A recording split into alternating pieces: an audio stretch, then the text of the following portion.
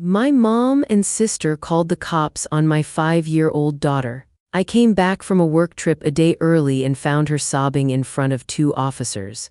She was terrified, thinking the strange men were going to take her away. I didn't scream, I acted. A week later, they were the ones screaming.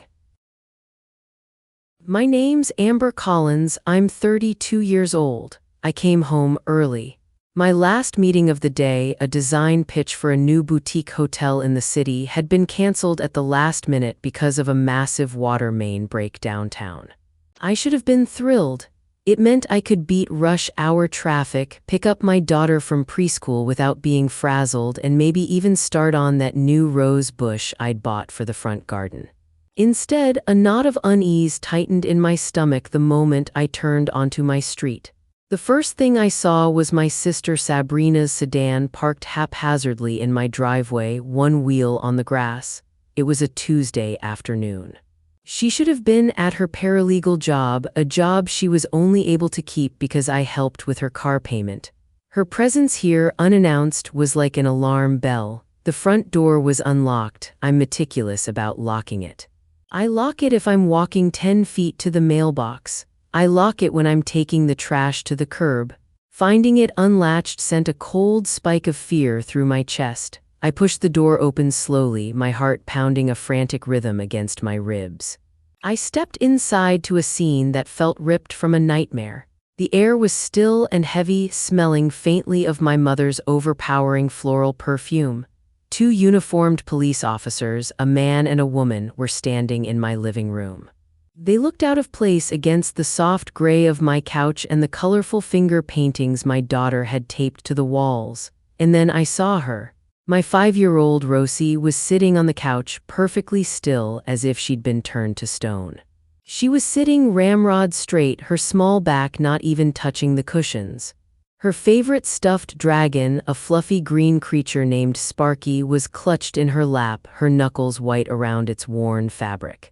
Her big brown eyes, usually so full of light and mischief, were wide and swimming with tears she was desperately trying not to let fall. She wasn't looking at the officers. She was staring at my mother. My mother was perched on the edge of the armchair, the one Rosie and I curl up in to read stories. She had her concerned face on, a look of practiced distress I knew all too well. It was the same face she used when she'd criticize my parenting choices under the guise of loving advice. My sister, Sabrina, was hovering near her, a perfect, washed-out echo of our mother's expression. They looked like vultures waiting for something to die. My peace, my daughter's sense of safety, my sanity. For a moment I couldn't breathe. The whole world narrowed to the sight of my terrified child trapped in a tableau of my family's making. The officers were the first to move.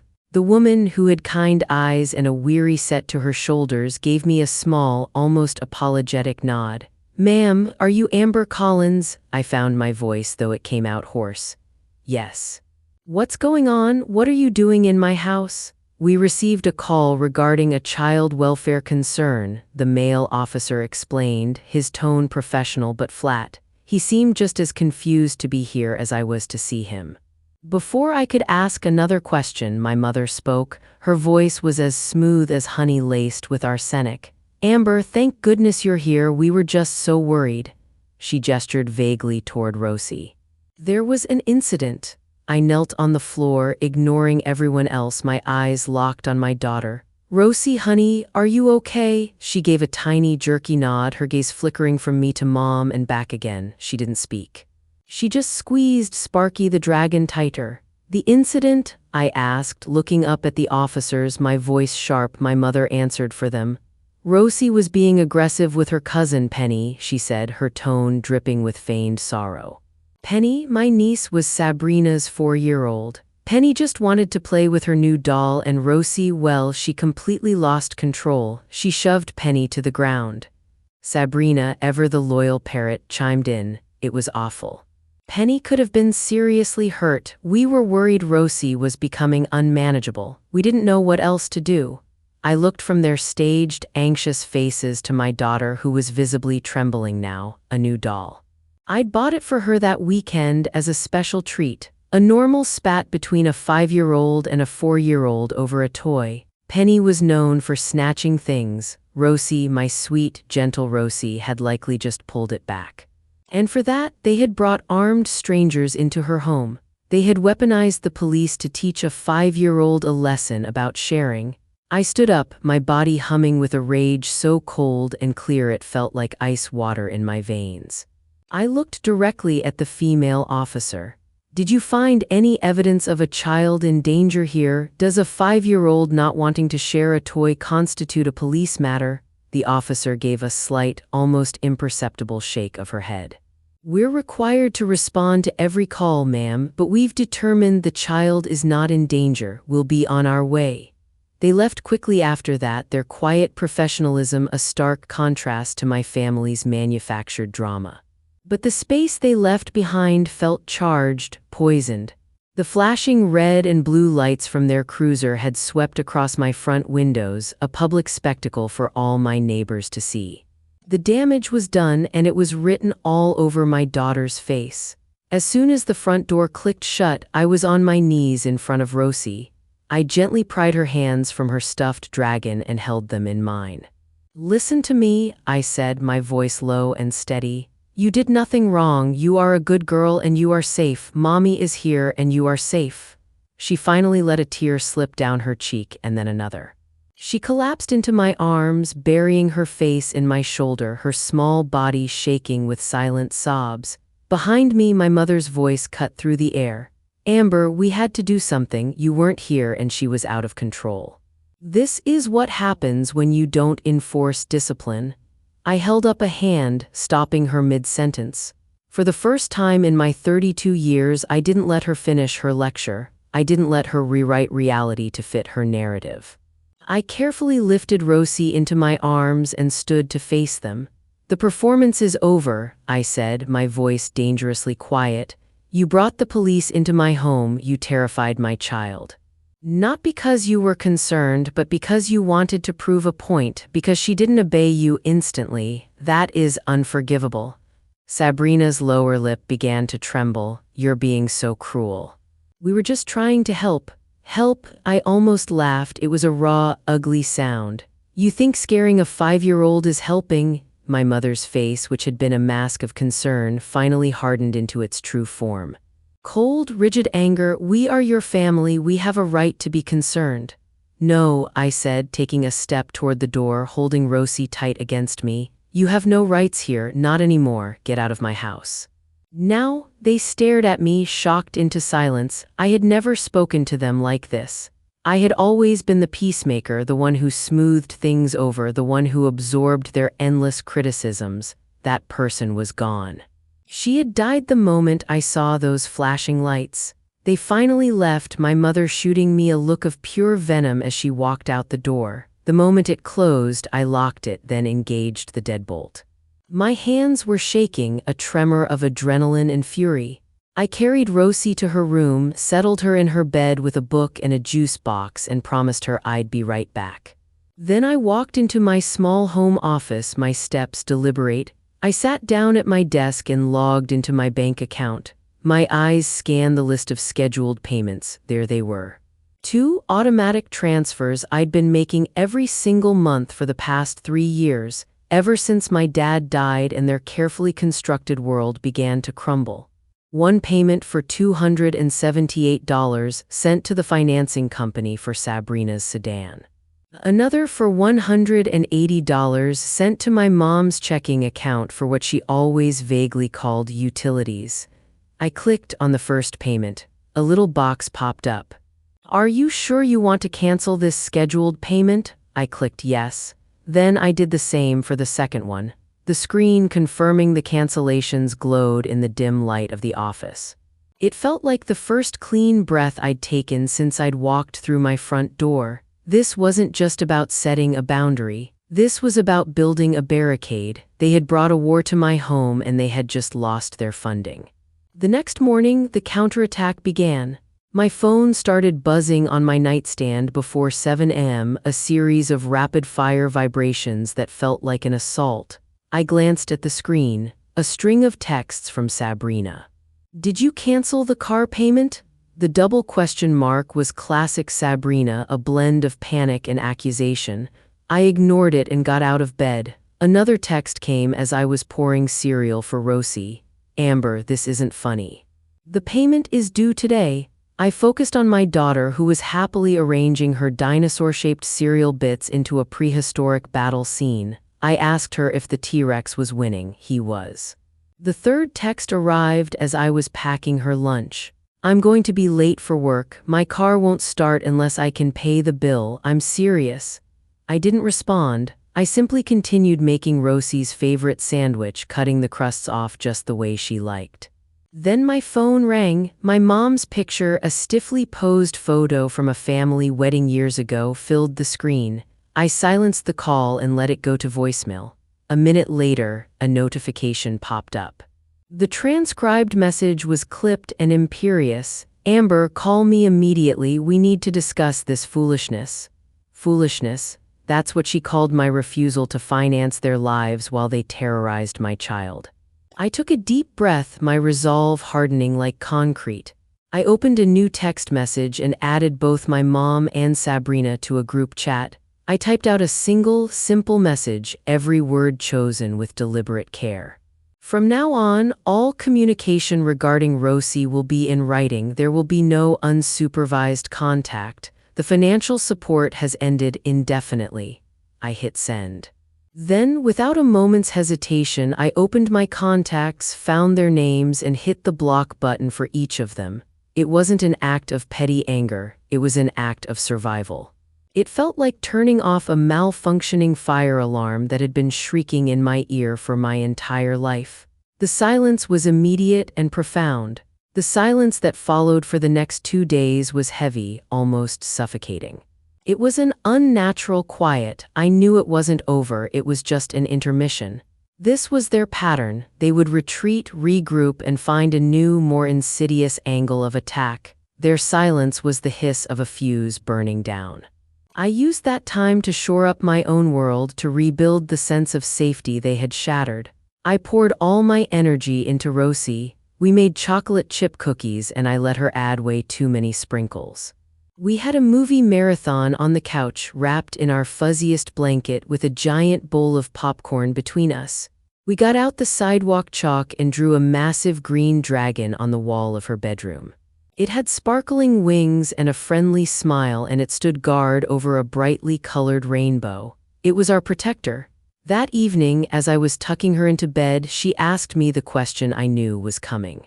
Were Grandma and Auntie confused when they called the police? I smoothed her hair back from her forehead.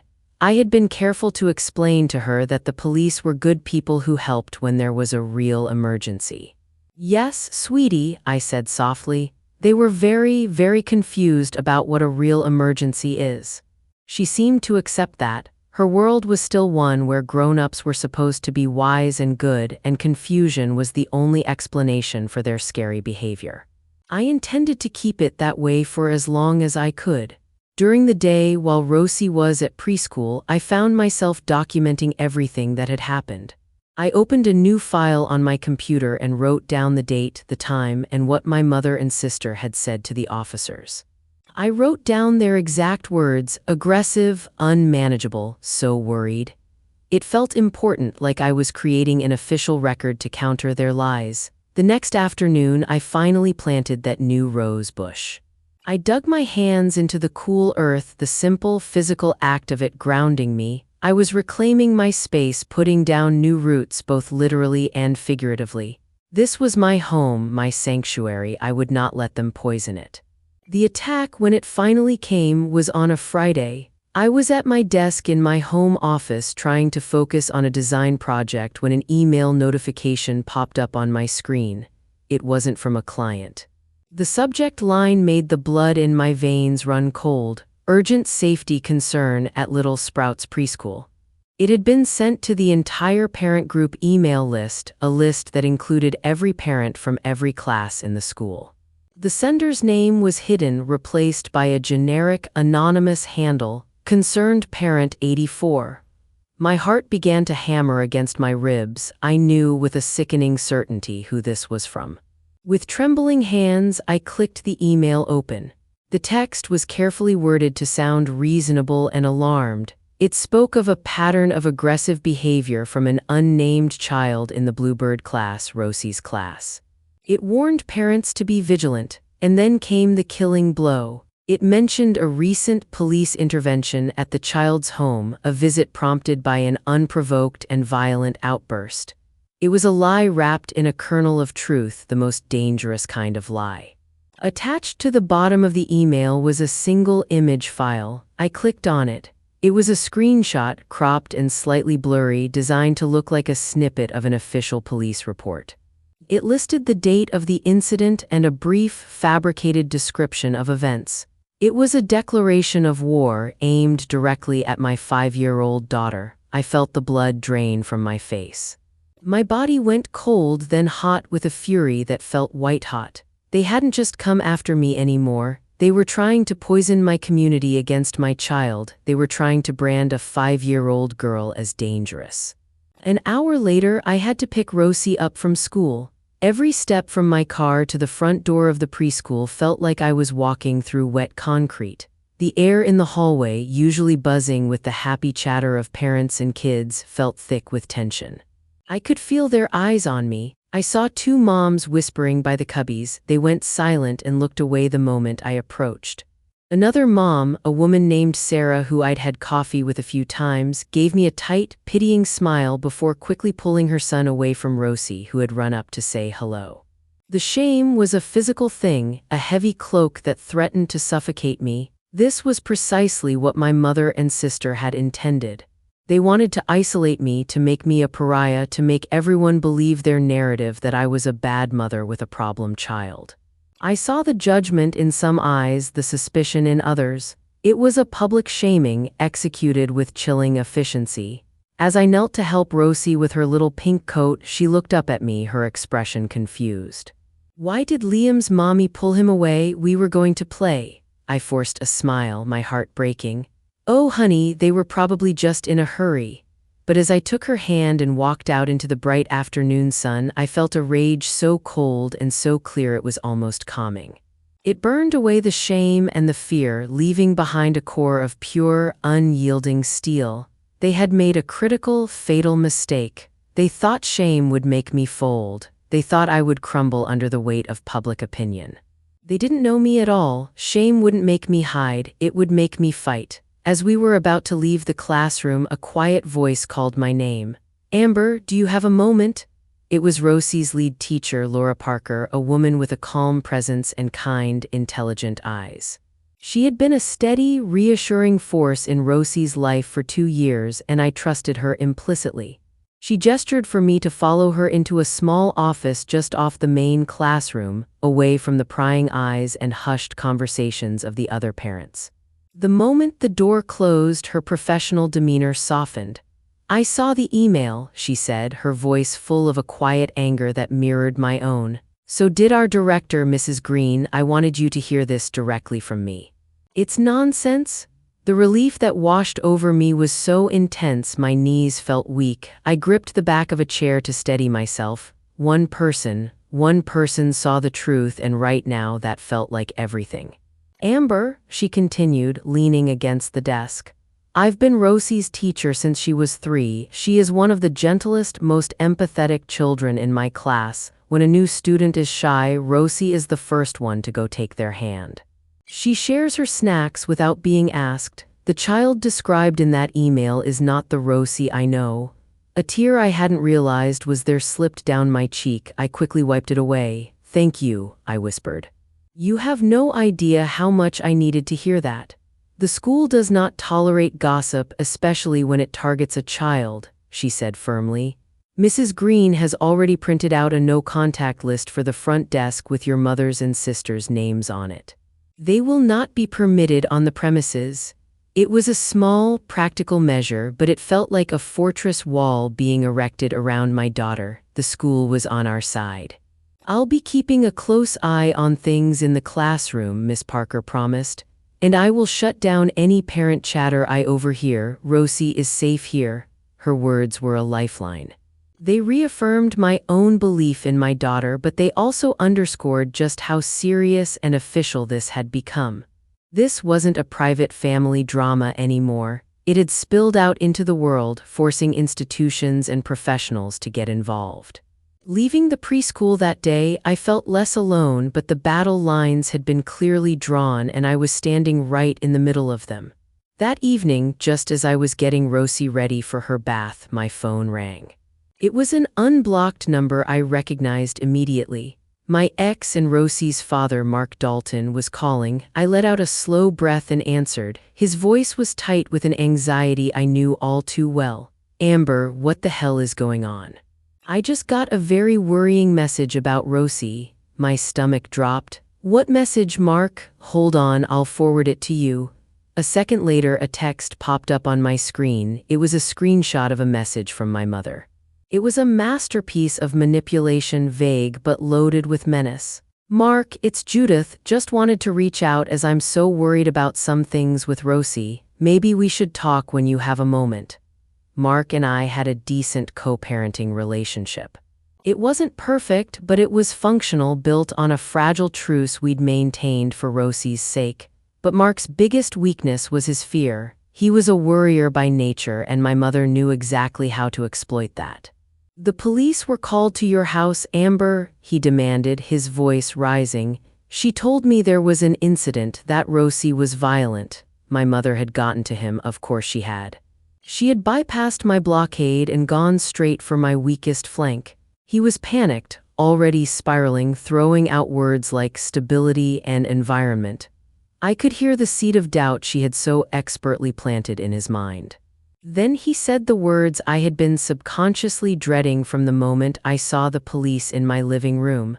"Maybe Rosie should come stay with me for a little while, just until you get all of this sorted out." It wasn't a formal threat, not yet.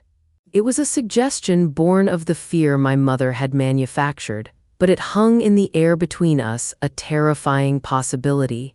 She wasn't just trying to shame me and control me anymore. She was trying to build a case to take my daughter away from me. "You know how your mother gets," Mark said, his voice a frustrating mix of accusation and resignation. He was blaming me for her reaction. "Why did you have to cut them off like that? You should have just managed the situation, kept the peace for Rosie's sake." He didn't understand. He couldn't understand. For him, keeping the peace was a theoretical concept. For me, it had been a lifetime of swallowing my own needs, of letting my family walk all over me. Now they were trying to walk all over my daughter, and he was telling me to just lie down and let them. He started dredging up the past, using my mother's old narratives as weapons against me. He talked about how I'd left home at 19 to get away from them, how they always said I was too sensitive, too dramatic. Every word was a confirmation that my mother's smear campaign was working. She wasn't just attacking me in the present, she was weaponizing my entire history, turning someone I thought was an ally into a mouthpiece for her poison. Mark was scared. He was scared of a messy custody fight, scared of the drama, scared of having to deal with my family's particular brand of chaos. And my mother, with the precision of a surgeon, had known exactly which buttons to press to send him into a tailspin. "Do you have any proof they're lying?" he asked, his voice laced with doubt. "Because right now, all I have is your mother telling me one thing and you telling me another." The conversation left me feeling utterly gutted and completely isolated. My community was questioning me, and now Rosie's own father was questioning me. My mother wasn't just attacking me, she was systematically dismantling my entire support system, leaving me to stand alone in the wreckage. I took a deep, shaky breath, closing my eyes for a second. I could hear Rosie splashing happily in the bathroom. Her laughter was a beacon. I would not get emotional, I would not get hysterical. My mother and sister fed on drama like sharks on blood. I would give them nothing to consume. I opened my eyes, my voice coming out calm and even, a stark contrast to the storm raging inside me. "Mark, I need you to listen. Just listen." I walked him through the events of that Tuesday, step by painstaking step. I described the sight of Sabrina's car in my driveway, the unlocked door, the sterile presence of the officers in our cheerful living room. I made him see the look on Rosie's face, not the face of a disobedient child, but a terrified one. I explained the trivial reason for the 911 call, a 5-year-old's refusal to hand over her new toy. This wasn't about concern, Mark, I said, my voice low and firm. This was a power play. It was a deliberate act to frighten a child into submission because I wasn't there to be controlled. I told him about the anonymous email sent to the entire school about the fabricated police report designed to ruin our reputation. I let the calculated cruelty of their actions sink in, then I asked him a simple question. Mark, does that sound like two people who are genuinely worried about a child's welfare? Or does it sound like two people who are viciously punishing me for taking away their allowance? There was a long silence on the other end of the line. The financial angle that was something he could grasp. It was concrete, logical. It cut through the emotional fog of family drama. I'm going to handle this, I told him, my voice gaining strength. But I can't do it if you're listening to them. I need you to trust me. Not them. I promised I would send him concrete proof as soon as I had it. He was still hesitant, but he finally agreed to wait, to hold off. Okay, Amber, okay. But you need to fix this. I hung up the phone, my hand trembling slightly. I had bought myself some time, but that was all. The clock was ticking. After the call with Mark, a cold fire was lit inside me. I sat down at my computer and opened the anonymous email again. I forced myself to look past the hurtful words and examine the attachment, the blurry, pathetic screenshot of their fake police report. I'm a designer. My entire career is built on an eye for detail, for noticing the things other people miss. I zoomed in on the image, my professional instincts taking over. The fabrication was amateurish, sloppy. The first thing I noticed was the font. It was Times New Roman, the default for everything. Official documents, especially from older municipal systems, almost always use a mono-spaced font like Courier, where every letter takes up the same amount of space. It was a small thing, but it was wrong, and then I saw it. A single word that made my heart leap with a grim sense of victory. The date of the incident was listed as February 14th, February. My sister, Sabrina, had never, not once in her entire 30 years of life, been able to spell the word February correctly. She'd misspelled it on birthday cards, on school projects, in emails. It was a running joke in our family, a tiny, persistent error that was as unique as her signature. This wasn't just a clue, it was a confession. A wave of cold, absolute certainty washed over me. This was Sabrina's work, guided by my mother's malice. I scanned the image again, my eyes sharp, and noticed something else, something faint in the bottom corner of the white space. A watermark. It was faded, almost invisible, but it was there. I took a screenshot of a clean section of the document's background and uploaded it to a reverse image search website. The result popped up in less than a second. It was a stock photo from a cheap template site. The image was titled, Police Report Template Official-Looking Document. They hadn't even bothered to pay the $2 to download the version without the watermark. They were as cheap as they were cruel. The next day was my scheduled parent-teacher check-in with Miss Parker. We spent the first 10 minutes talking about Rosie's progress, how she was excelling at reading, how she was a kind friend on the playground. It was a balm to my raw nerves. After we finished, I took a deep breath. Miss Parker, I started, choosing my words carefully. Regarding that email that went around, I believe I know who sent it and I am pursuing legal action for harassment. To do that, it would be incredibly helpful if I could see the original message, specifically the technical data in the header. I could see a flicker of hesitation in her eyes, but she also saw the determination in mine. She understood this wasn't about schoolyard drama. Let me get Mrs. Green, she said. The school director, Mrs. Diane Green, a formidable woman in her late 50s with a no-nonsense air, came into the office. Miss Parker quickly explained my request. Mrs. Green nodded, her expression grim. Our school is supposed to be a safe place for children, she said, her voice firm. That includes being safe from the anxieties and conflicts of adults. This has caused a significant disruption. She sat down at the office computer, her fingers flying across the keyboard.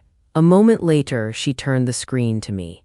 "I'm forwarding the original email to your personal address right now." I thanked them both profusely. Back in my own office, I opened the email and used a free online tool to analyze the header data. It was a jumble of code and server information that was mostly meaningless to me, but I knew what I was looking for. I scrolled down through the lines of text until I found it. The originating IP address, the server path, and buried deep in the metadata, the recovery contact information listed for the throwaway email account. It was a phone number I knew by heart. It was Sabrina's cell phone. I took a screenshot, carefully documenting the entire chain of digital breadcrumbs. It was undeniable. I had her. While I was in her office, Mrs. Green had mentioned something else, almost as an afterthought. "You know, your mother and sister were here on Thursday," she'd said, pulling out a large, spiral-bound notebook from under the front desk.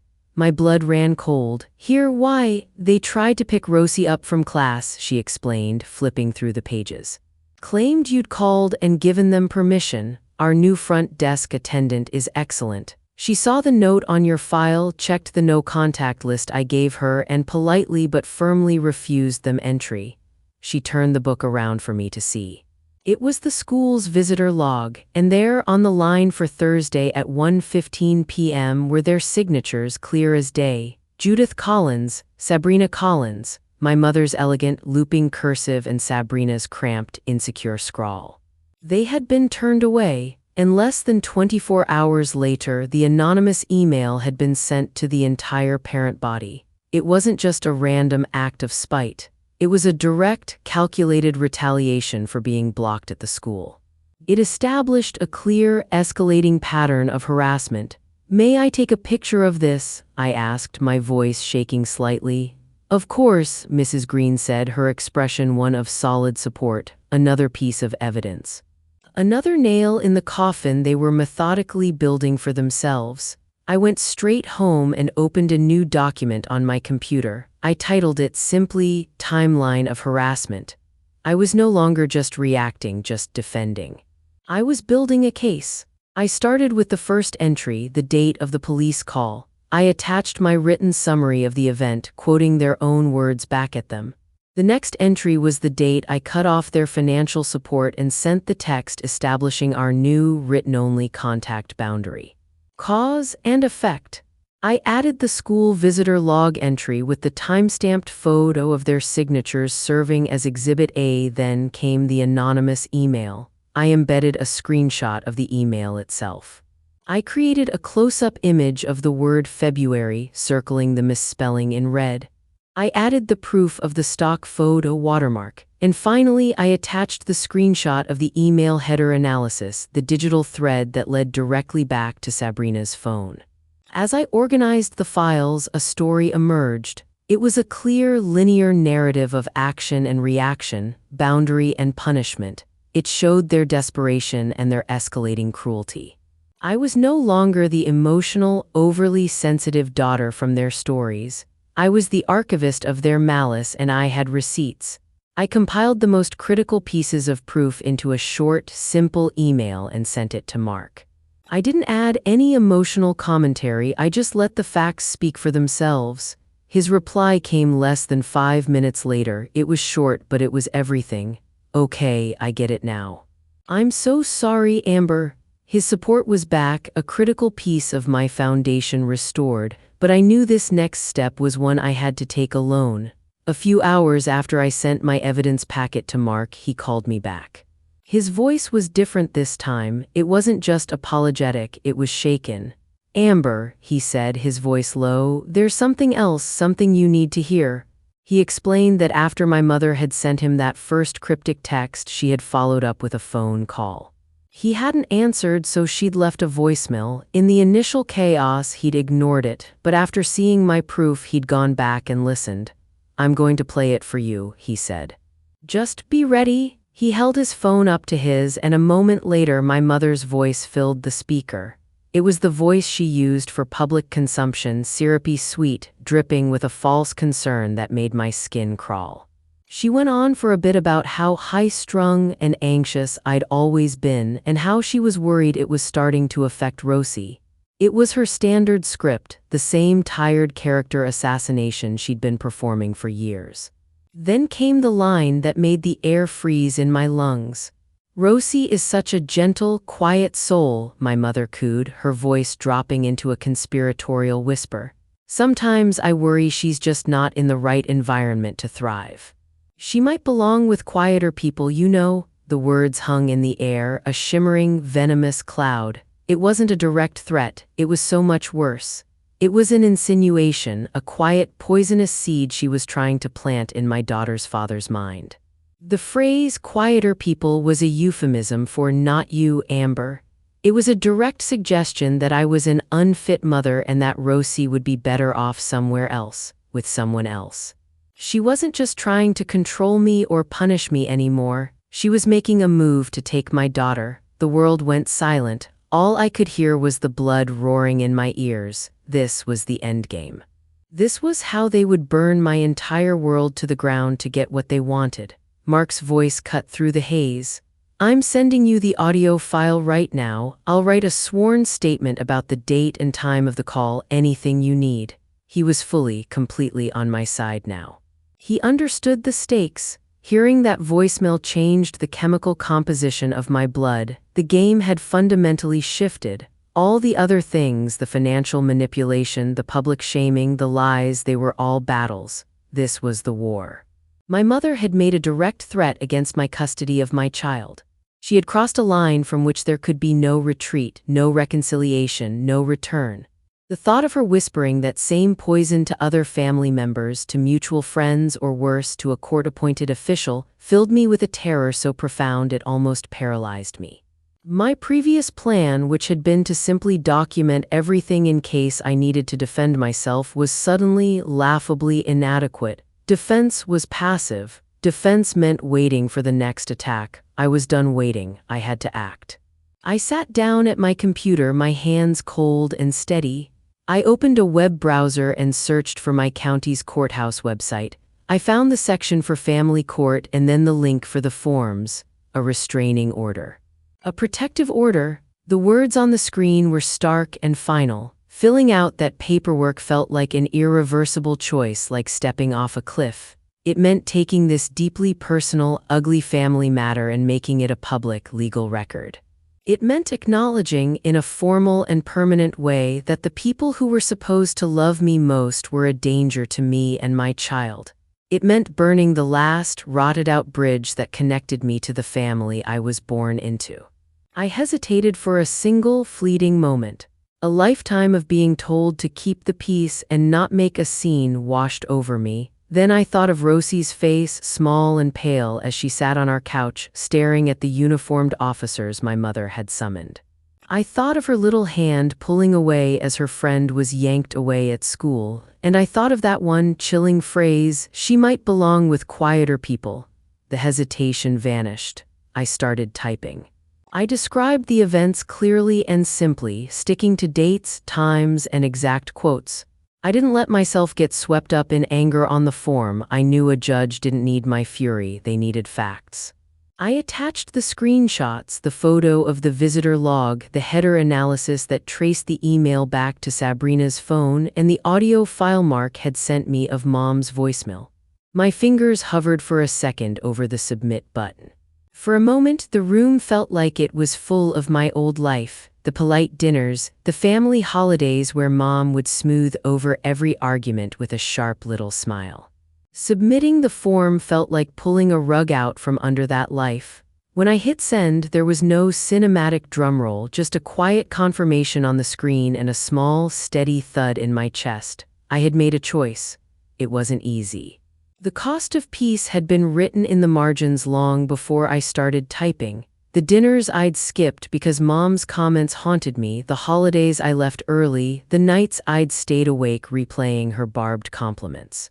Those were small losses over years. This was the big one, the bridge I knew I couldn't rebuild. I thought about Dad. He'd died suddenly 2 years before, and when he was alive, he used to tell me in his slow way that family was messy but worth the work.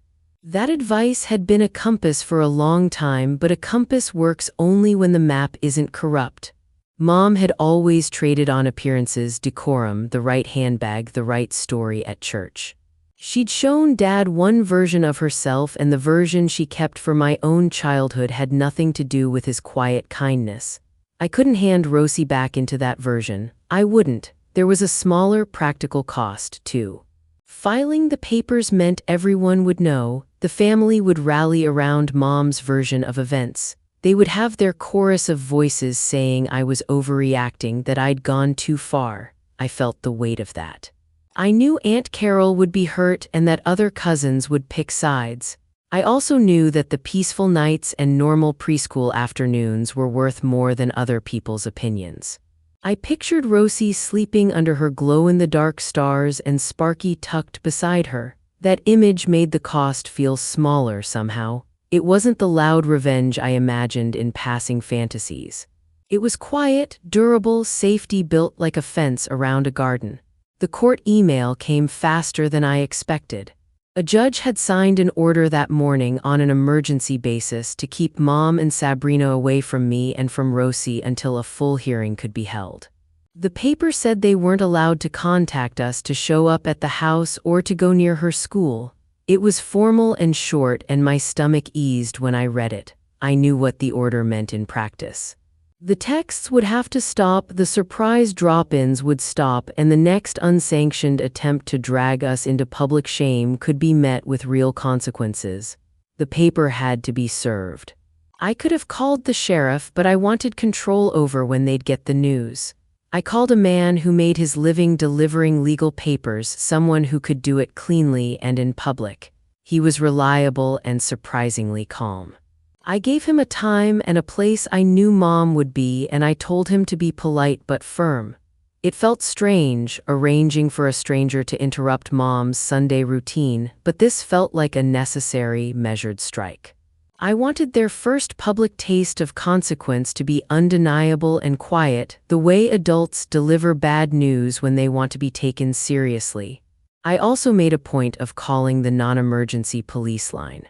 I told the dispatcher that I'd had an incident where 911 had been used not for an emergency, but as a weapon to frighten a child. I gave them the date and time of the original call and asked them to note it as a formal complaint.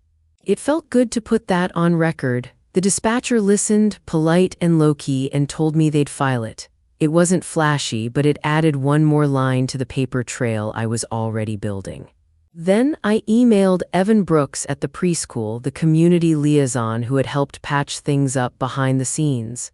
I thanked him for Mrs. Green and Miss Parker, and I asked if he could work with the school to change how parent communications were handled. Evan answered quickly, practical, and level-headed.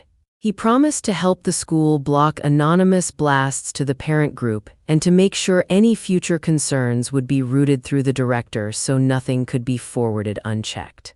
Little things like that would prevent Mom and Sabrina from using the school's community as a battleground. Putting the pieces together felt like constructing a shield out of paper, not glamorous but effective. The paperwork created edges they couldn't easily blur. It turned their whispers into things with names, dates, and signatures. It forced them into public records where they couldn't hide behind charm or performative concern.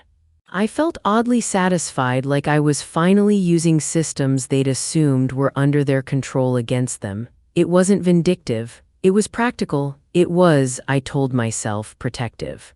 I knew exactly where they'd be on Sunday, the Gilded Spoon, their favorite place for late brunch. Mom loved being seen there with her neatly arranged friends, the way the sunlight hit the glossy menus and the servers remembered their orders. Sabrina liked it because it gave her the chance to parade beside Mom and be part of that carefully curated image. I scheduled the server for 11:30 a.m., right when their crowd would be well into mimosas and small talk.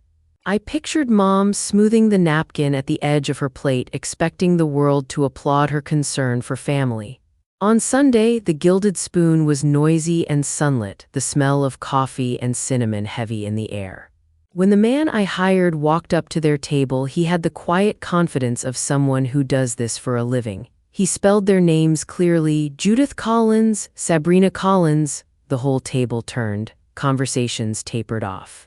For a terrifying, delicious second, I watched from a distance with Rosie tucked under my arm, cheeks cooling from the walk as the man handed them envelopes. Mom's face was a study in composure cracking. For a woman who spent so much time arranging her outward calm, her expression flickered. Sabrina looked like someone who'd been caught taking candy from the jar. The server did his job without flourish, polite, professional, unhurried. He told them the papers were from the court and that the order was effective immediately. He left with the same polite nod he'd used on his way in, leaving Mom and Sabrina with the envelopes open and exposed in front of strangers. It wasn't a shouting match. There was no dramatic scene of me storming in and confronting them. Instead, it was a quiet, official humiliation. The very people Mom sought approval from, other patrons, servers, the couple at the next table who always went there, now watched her receive a legal document that said she had to stay away from her own grandchild. She glanced up at the crowded room, and for a moment the look on her face was almost animal, startled, alone, furious. The ripple effect started immediately. Within an hour, my phone buzzed with texts. Thumbnails of gossip passed along by relatives who'd heard through the family grapevine. Aunt Carol called first, her voice low and wounded. "Amber," she said, "this has gone too far." She didn't yell. She sounded disappointed, which in some ways hit harder. Other cousins sent thinly veiled messages about family loyalty and the importance of reconciliation. The calls were short, a single line thrown like a fishing hook to see if I would bite. I didn't engage in a drawn-out defense. I knew I couldn't win them back with explanations, and I didn't have the energy to fight for other people's goodwill. Instead, I replied the way I'd learned to with clients, calmly and factually. "If anyone wants to understand what's happened, the hearing date is public and all the exhibits will be available. You're welcome to come and hear both sides." That line left them with a choice: to listen to evidence or to continue relying on rumor. Most didn't respond after that. Meanwhile, the preschool newsletter went out with the new policy Evan had helped put in place. It was short and firm. Anonymous messages would no longer be accepted, and any parent concerns would be routed through the administration. No names were used, but everyone at the school read between the lines. The whispered campaign that had targeted my daughter lost its platform overnight. The family gossip came from elsewhere. Sabrina's car, the sedan I'd been paying for, was the first real, visible consequence of cutting off the funds. 2 missed payments meant it was towed one Tuesday morning from her office lot. The text I got from a cousin read like a private joke turned public. "Did you hear? Sabrina's car just got towed." It was petty and a little gleeful, but it confirmed the financial pressure I suspected had been propping up their campaign. And Mark, bless him, backed off. When I sent him a clear summary of the court order and the evidence I'd submitted, his concern for Rosie won out over his worry about drama. He told me in a message that he wanted to keep things stable for Rosie, and he would not be entertaining any plans that separated Rosie from me based on hearsay. He was still uneasy about the family rupture. Who wouldn't be? But he trusted the evidence. That trust mattered more than anything else. The dominoes fell in small, practical ways. Policies changed at the school, a car was repossessed, family gossip circulated and then faded. The loudest change was the silence. The manipulative texts stopped, the surprise visits vanished, and the heavy cloud that had been hovering over our days began to thin. It wasn't instant bliss. There were still stares at the grocery store and awkward pauses at family events I no longer attended. But every day without a new smear felt like another brick in the wall I'd built to keep Rosie safe. I went back through my records like a woman repairing a roof after a storm, pulling up every statement I could find and laying them out until the pattern stood up straight and obvious. The routine payments were there, a slow, steady drip of cash that had kept their little economy afloat. The $278 I'd been sending toward Sabrina's car. The $180 supposedly for Mom's utilities. The $129 I'd bumped into a health plan once when they'd asked. Small numbers, repeated, ordinary sounding. But when you follow them month after month, they start to shape a story. I opened the canceled check images for the past year. It's amazing how easy it is to tell the truth when you look at ink blurring across a screen. The utilities checks weren't going to a power company. They didn't have the look of a boring municipal payment. Instead, the transfers were routed into Sabrina's account. Direct deposit, same routing number, different memo. I felt my stomach drop the way it had when I'd first seen the lights from the cruiser flash across my living room. I had been paying for their life and they'd been acting like it was charity. I printed everything. The printer whirred like a small animal. I spread the pages out across my dining table, the house filling with the smell of toner and the low thrum of the machine. I highlighted the transfers in neon like a crime scene investigator, making sure nothing got lost in plain sight. Each page made the motive clearer: control dressed up as need, dependency disguised as innocence. There were little details that felt almost personal. The bank notes had memos handwritten by Mom when she'd called and asked me for help, then the same amount would turn up in Sabrina's account within days. Sometimes a check image showed a deposit slip with both their names tangled together in a single transaction. It wasn't a mistake. It was a funnel. I thought of every time Mom had sighed about her tight budget and how that sigh had become my own monthly chore, a quiet financial apology that kept Sabrina's life on rails. My hands shook a little as I stacked the printed pages. I was beyond outraged. I was methodical. I wanted the judge to see a clean line from the money I'd been told was keeping the lights on to the car that funded their outings, their lunches, their image. Money, it turned out, was the backbone beneath their performance of virtue. Pull the money and the posture crumples. While I worked, Rosie was at the kitchen table coloring a picture of our dragon, sparky, breathing out rainbow-colored fire. She hummed and chewed on a crayon like it was candy. Her world had not yet learned to shade faces with cruelty. That image steadied me. The documents were heavy with betrayal, but in the corner of the page I'd taped a small scrawl Rosie had left me, a dragon sticky with glitter glue.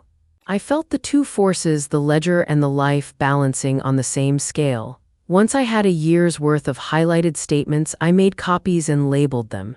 Exhibit A, monthly utilities transfers. Exhibit B, car note payments.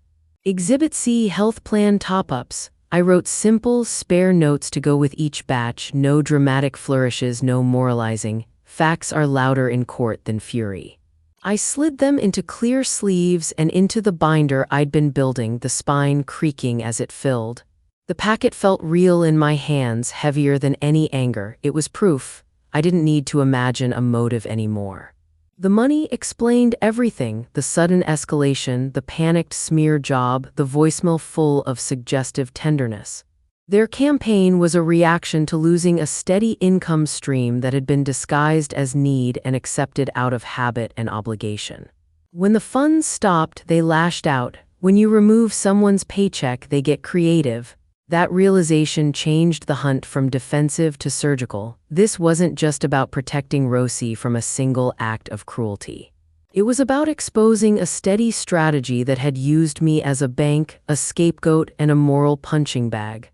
I added the bank packet to the timeline and sent a concise note to Mark, attaching the key pages. His reply came quick and short: "This changes everything. I'm with you." It was a small phrase with enormous gravity. Having him understand the motive took away one of Mom's sharpest weapons, plausible concern.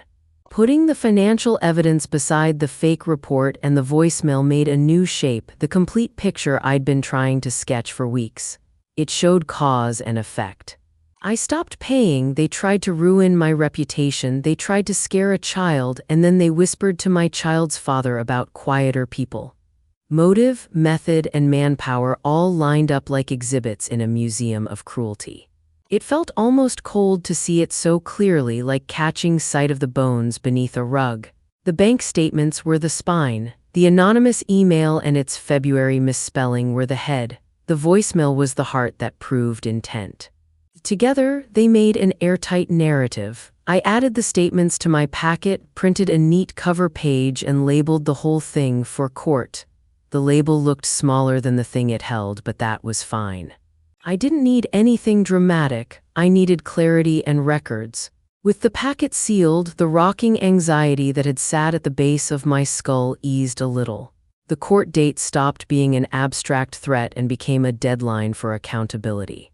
For the first time in weeks, I slept for more than a few scattered hours. Not deep sleep, there was still a hum of adrenaline, but enough to keep my edges from fraying.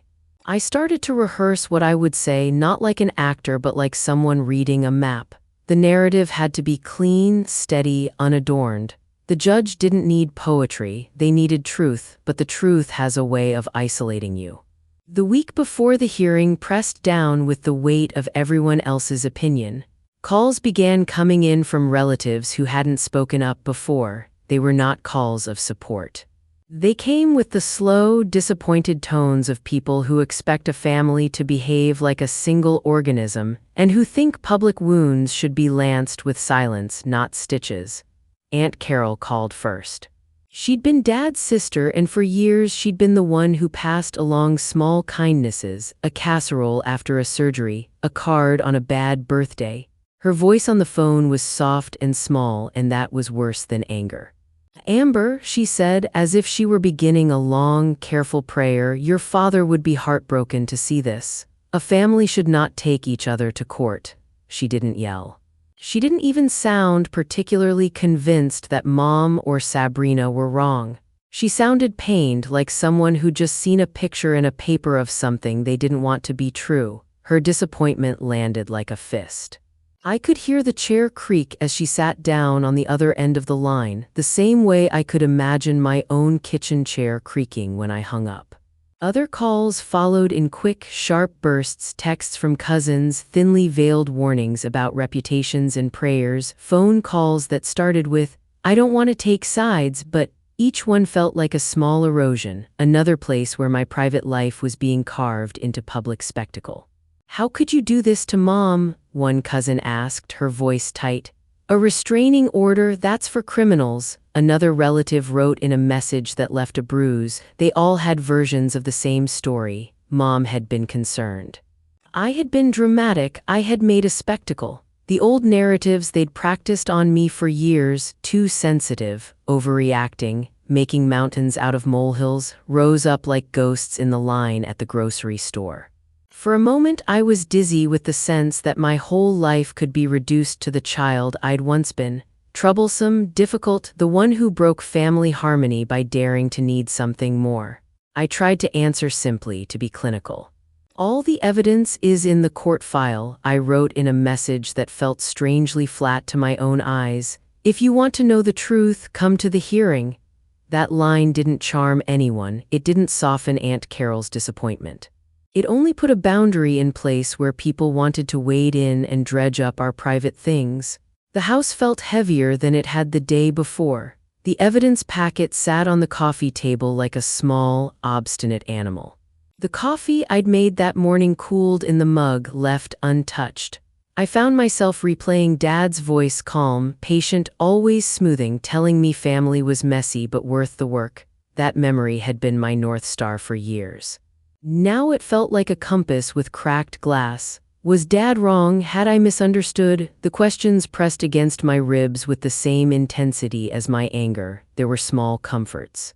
Miss Parker sent a brief note that said, "We're here." Mark texted a heart emoji and a time he could come to the hearing. Mrs. Green assured me she would be present if needed. Their steady, practical kindnesses were like small plasters applied to a bruise. But the calls from family left a different kind of mark, the ache that comes from being judged by the people who should be first to protect you. I walked into Rosie's room that night and watched her sleep, Sparky tucked under her chin. The glow-in-the-dark stars winked faintly on the ceiling like distant, forgiving lights. The weight of family didn't feel lighter. It felt, in its own way, inevitable. People choose sides. People make stories. I had to choose whether to be the woman who let the story be written for her or the one who wrote it herself. The packet on the table was an answer. I had chosen. The night before the hearing, I couldn't sleep. I kept imagining the judge's face, the rows of people in the courtroom, Mom's cool composure cracking.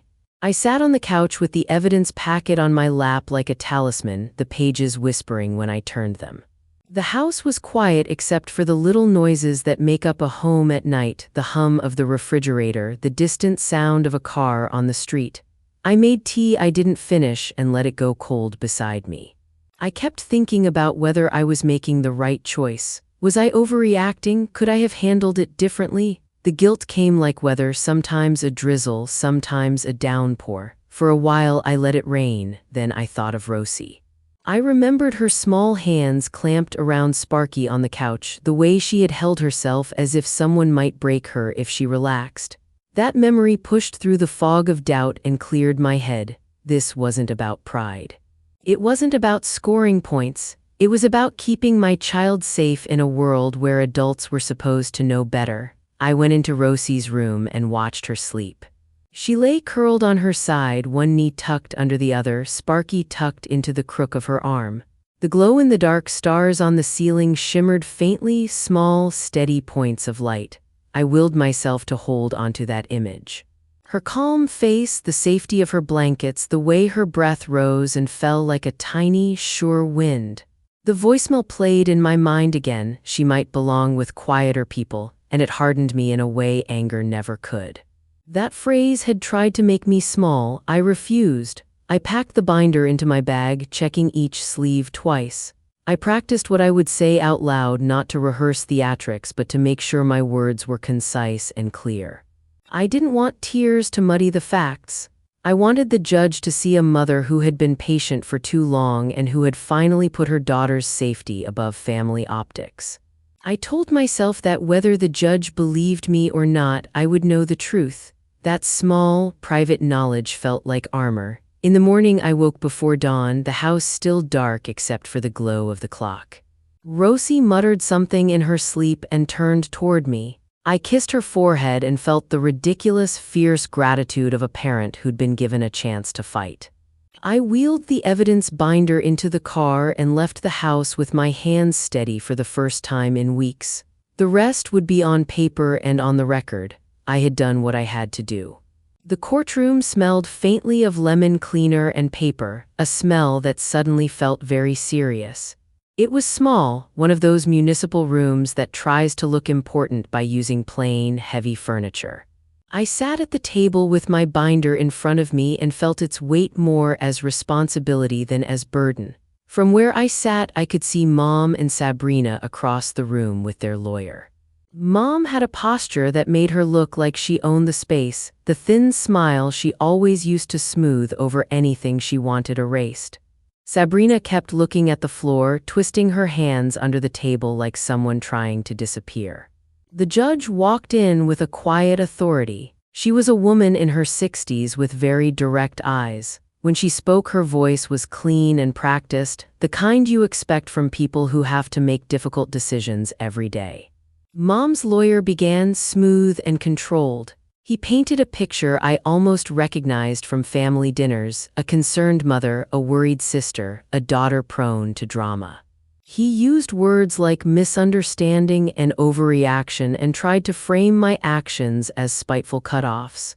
He said the payments were gifts, that I'd acted impulsively. I listened without interrupting.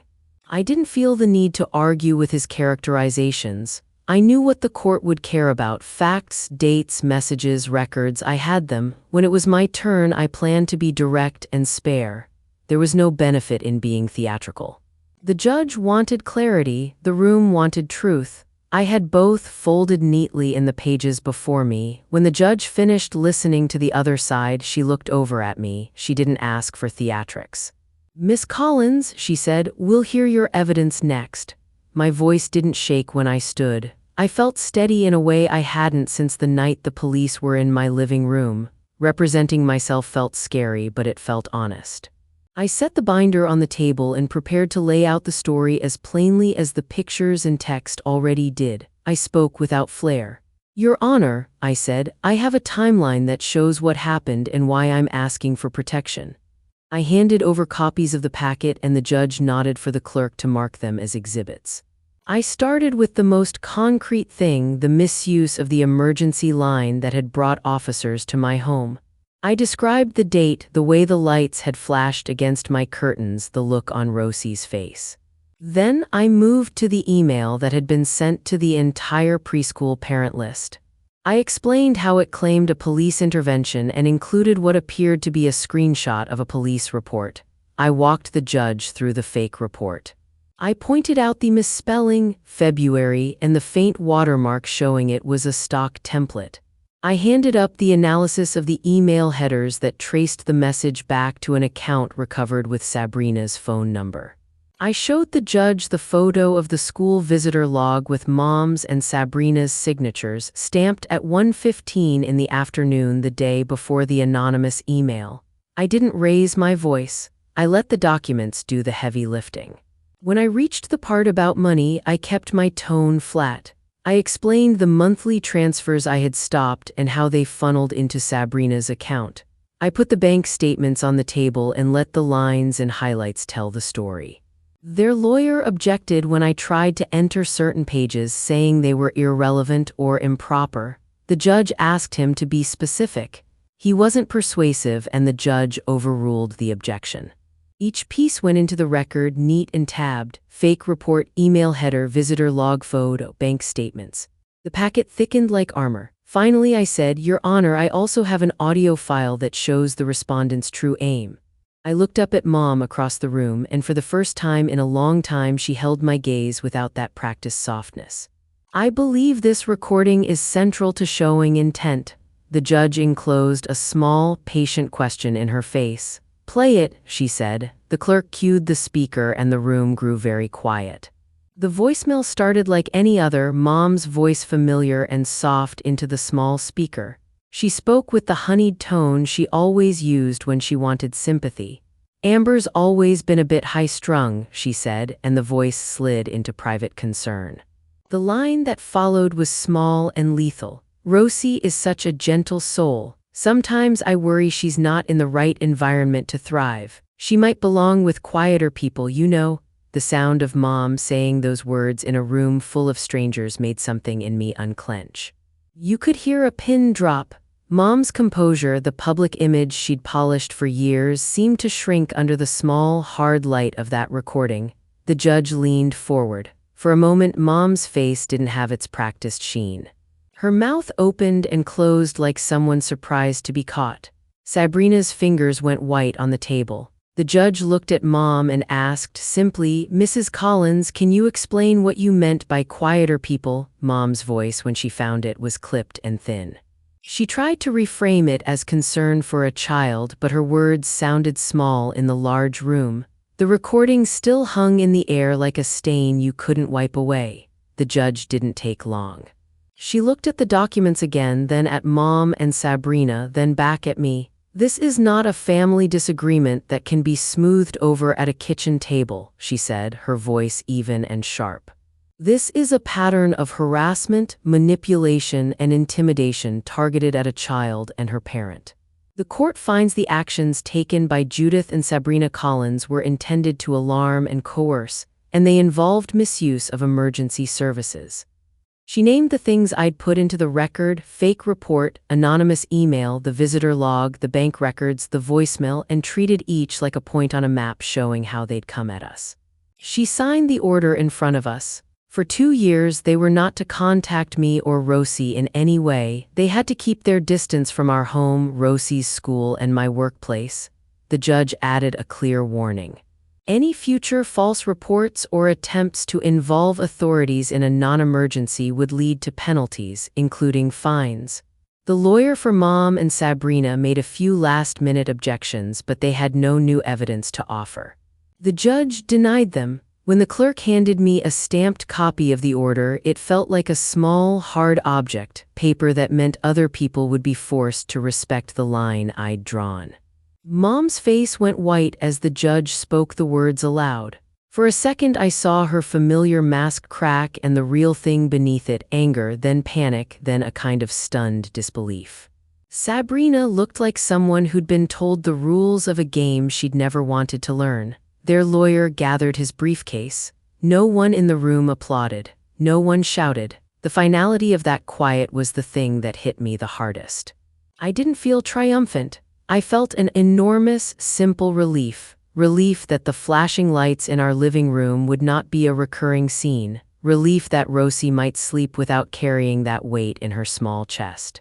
Relief that a judge had read the facts and said we deserved safety. I packed my binder up slowly, each page now a public record of what had been done to us. Walking out of that courtroom, the world felt softer somehow, not because the battle was loud and dramatic, but because it was decided and my daughter could breathe. The first week afterward was quieter than I'd imagined possible. No texts demanding explanations, no blocked numbers ringing my phone, no sudden, staged concern at the front door. The silence felt like fresh air. Rosie started sleeping later and woke with a smile that didn't tremble. The nights without surprise visits let her sleep through the first hour without waking to check the hallway, and when she did wake, it was usually to dream talk about dragons and rainbows. Mark and I talked more calmly, like co-parents who finally had a shared map. He apologized again for the doubt, and we planned small things: who would bring Rosie to soccer practice, who would read on Saturdays. His support became practical and steady in ways words alone couldn't show. At preschool, Mrs. Green's new policy cut off the anonymous message channel. Parents started nodding to me at drop-off instead of looking away. A couple of moms asked us over to the park for a playdate, and the normal laughter of kids chasing each other felt in itself like a victory. Hannah Lee, my neighbor who loved showing up with a paper bag of cookies and a stack of picture books, began dropping by on Wednesday afternoons. She brought an easy warmth, extra milk, a silly voice for Sparky, and offered to pick Rosie up if I ever had to work late. Those small acts knit a new safety net around us. I planted the rose bush in the front yard and watered it even when I was tired. It was a quiet ritual of reclaiming my space. One night, tucking Rosie in felt like closing a door on a long, dark hallway. She sat up, guided my hand to the green dragon on the wall we'd painted together, and said, matter of fact, "Mommy, Sparky scared the monsters away." I laughed and kissed the top of her head. The glow-in-the-dark stars on the ceiling shimmered softly above us, and for the first time in a long time, my chest loosened. There's a small ache that comes with clean breaks. I know I probably won't speak to Mom or Sabrina again for a long time, maybe ever. There's grief in that, a hollow place where family used to live, filled now with absence. But I also feel something that's hard and steady, the knowledge that I built a home where my child could feel safe. The cost was a painful one, but the result was a real, living thing, a daughter who can sleep with Sparky and not flinch at a knock on the door. My revenge wasn't the loud, dramatic scene I once imagined in darker fantasies. It was paperwork and summer playdates and a neighbor who reads the same story every Tuesday. It was turning private manipulation into public record so it couldn't happen to us again. It was small and lasting, like the stars above Rosie's bed. That, more than anything, feels like winning. Family can be complicated, and sometimes the hardest thing to do is the right thing. If this story touched you, share your experience in the comments. And if you want more stories about fighting for peace, subscribe for the next listen.